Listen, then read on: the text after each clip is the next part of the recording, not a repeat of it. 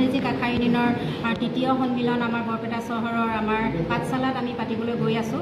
আমাৰ তৃতীয় সন্মিলনৰ উদ্দেশ্য কৰি আজি আমি সংবাদমেল আমি আয়োজন কৰিছোঁ আৰু আজি সংবাদমেলত আমাৰ অসমৰাজ্যিক আশা ইউনিয়নৰ তৃতীয় সন্মিলনত যিহেতু অনুষ্ঠিত হ'বলৈ গৈ আছে, সেই সন্মিলনত আমাৰ যিহেতু আমাৰ বিগত বছৰৰ কাৰ্যকলাপবিলাকৰ বিষয়ে পৰ্যালোচনা কৰা হ'ব। লগতে আমাৰ অনাগত দিনত যি আমাৰ সন্মিলনৰ যোগেদিয়ে আমাৰ অনাগত দিনত কৰ্মপন্থা হাতত লোৱা হ'ব।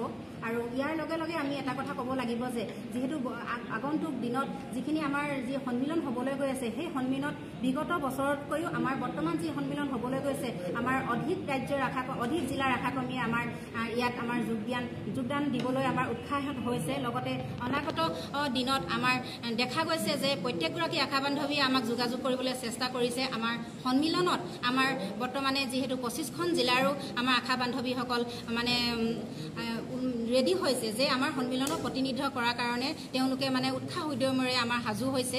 আমাৰ এই সন্মিলনৰ যিহেতু আমাৰ অসমৰাজ্যিক আশা ইউনিয়নৰ লক্ষ্য হৈছে যে ৰাজ্যখনৰ প্ৰতিগৰাকী আশা বান্ধৱীয়ে আমাৰ আৰ্থিক হওক মানসিক হওক উন্নতি সাধন কৰাৰ লগতে আমাৰ যিহেতু আমাৰ আশাবিলাকৰ যিহেতু অধিকাৰ, সেই অধিকাৰৰ সম্পৰ্কে সচেতন কৰা।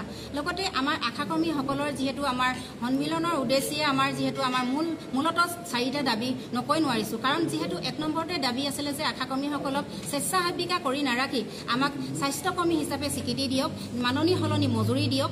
যিহেতু মাননি মজুৰি নিদিয়ালৈকে অন্ততঃ আমাক বৰ্তমান সময়ত বজাৰ মূল্যত চলিব পৰাকৈ সন্মানজনক মাননি দিয়ক। অন্ততঃ যদি সেয়াও নহয় তেন্তে মাহেকত অন্ততঃ 10,000 টকা দিয়াৰ ব্যৱস্থা কৰক। আৰু দ্বিতীয়তে আছে যে আমাৰ যিহেতু আমাৰ আশাকৰ্মীসকলৰ কামটোৱে হৈছে স্থায়ী ধৰণৰ, সেয়েহে আমি দাবী কৰিছোঁ যে আমাৰ স্বাস্থ্য বিভাগৰ আমাৰ আশাকৰ্মীসকলক নিয়মীয়া কৰ্মচাৰী হিচাপে স্বীকৃতি দিয়ক। আৰু 3 নম্বৰতে হৈছে আশাকৰ্মীসকলৰ যিহেতু যিকোনো কৰ্মচাৰীয়ে যিহেতু সামাজিক সুৰক্ষা পোৱাৰ যোগ্যতা পাব পাৰে, ঠিক তেনেদৰে আমাৰ আশাকৰ্মীসকলকো আমাৰ সামাজিক সুৰক্ষা দিয়ক বুলি আমি দাবী জনাইছোঁ। যিহেতু সামাজিক সুৰক্ষাৰ যিহেতু প্ৰভিডেণ্ট ফাণ্ড, পেঞ্চন, গ্ৰেচুইটি বা স্বাস্থ্য বা শিক্ষা এনেধৰণৰ আমাৰ সামাজিক সুৰক্ষা দিব লাগে বুলি আমি দাবী জনাইছোঁ। আমাৰ চতুৰ্থতে আমাৰ এটা উচিত আমাৰ দাবী, আমি অতি গুৰুত্বপূৰ্ণ দাবী আমি চৰকাৰলৈ আমি জনাইছোঁ যে যিহেতু আমাৰ জিলাতেই হওক বা PHCতেই হওক, যিহেতু গাঁৱে গাঁৱে যিটো আমাৰ স্বাস্থ্য উপকেন্দ্ৰ আছে, সেই স্বাস্থ্য উপকেন্দ্ৰবিলাক যদি উন্নত মাত্ৰৰ হয়, উন্নত হ'লে তেতিয়াতো আমাৰ তৃণমূল পৰ্যায়ত আমি যিখিনি কাম কৰোঁ, সেই তৃণমূল পৰ্যায়ত যিখিনি কাম কৰোঁ গাঁৱৰ যি জনসাধাৰণৰ ঠাইতে আমাৰ স্বাস্থ্যৰ যিটো স্বাস্থ্যৰ ব্যৱস্থা তেওঁলোকে গ্ৰহণ কৰিব পাৰিব। এইখিনি হ'বলৈ গ'লে আমাৰ যিহেতু স্বাস্থ্য বিভাগৰ যি বাজেট, সেই বাজেট বৃদ্ধি কৰিব লাগিব।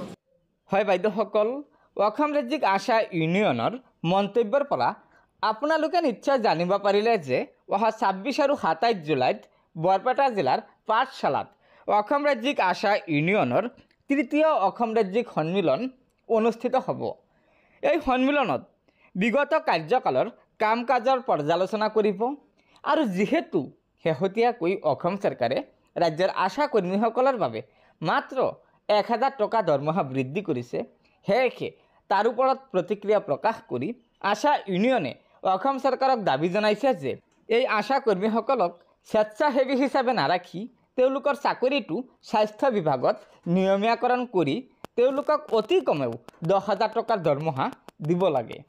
লগতে আশা কৰ্মীসকলৰ বাবে গ্ৰেচুইটিৰ সুবিধা দিয়া, প্ৰভিডেণ্ট ফাণ্ডৰ সুবিধা দিয়া, লগতে মুখ্যমন্ত্ৰী লোকসেৱক আৰোগ্য যোজনাৰ সুবিধা দিবলৈও ইউনিয়নে অসম চৰকাৰক দাবী জনাইছে। গতিকে বাইদেউসকল, আশা কৰিছোঁ অসম চৰকাৰে আশা ইউনিয়নে যি দাবী জনাইছে এই দাবীৰ প্ৰতি সঁহাৰি জনাব, যাতে আশা কৰ্মীসকল উপকৃত হ'ব পাৰে। গতিকে বাইদেউসকল, লগৰ বান্ধৱীসকলক এই ভিডিঅ'টো শ্বেয়াৰ কৰি আজিৰ এই গুৰুত্বপূৰ্ণ খবৰটো জনাই দিব। আৰু নতুনকৈ অহা বাইদেউসকলে অনুগ্ৰহ কৰি আমাৰ এই চেনেলটো ছাবস্ক্ৰাইব কৰি ল'ব, যাতে পৰৱৰ্তী সময়ত আশা কৰ্মী, অংগনবাড়ী কৰ্মী আৰু ৰন্ধন কৰ্মীসকলৰ খবৰসমূহ পোনপ্ৰথমে আপোনালোকে পাব পাৰে। গতিকে আজিৰ ভিডিঅ'টো ইয়াতে সমাপ্ত কৰিলোঁ। ধন্যবাদ। জয় আই অসম।